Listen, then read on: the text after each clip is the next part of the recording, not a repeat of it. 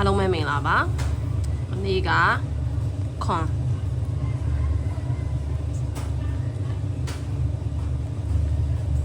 ခွန်လေးထောက်တာခွန်လေးရဲ့မနက်က6ခွန်ရဲ့နော်မှာ6ခွန်ဒီပါပါတယ်ညနေခွန်လေးပေါ့နော်ဒီကအကွက်ပါထိုးရလို့တော့အကွက်မိမယ်လို့ညောင်းနေပါတယ်ဒီနေ့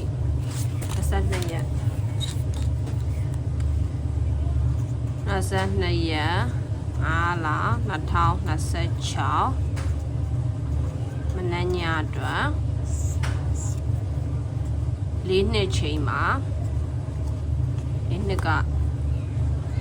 ဒီရထပ်ပြီးတော့ပြန်လာအောင်လားမသိပါဘူး4နှစ်ချိန်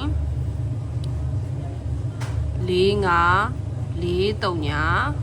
4 3 4 8 2 5 2 3 2 8 ပါ5338ကီးနဲ့4နှစ်ချိန်နဲ့ကပ်မှာပါအမအကွက်က43ရယ်20ရယ်မိန်အော်ပါ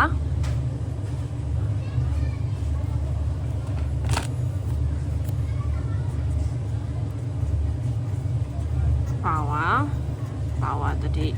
ပါဝါတစ်ခွက်ဆိုရင်ဒီနေ့ချိန်မီရတဲ့ပါဝါနှစ်ခွန်တစ်ခွက်လေးကိုတစ်ခွက်ဒီနှစ်ခွက်ကိုမိန်ထိုးပြီပါဒီနေ့အတွက်ပါအားလုံးပဲဒီနေ့လည်းပေါက်ကြပါစေ channel လေးကို like and subscribe လုပ်ပြီးတော့ share ပေးကြပါဦးကျေးဇူးအများကြီးတင်ပါတယ်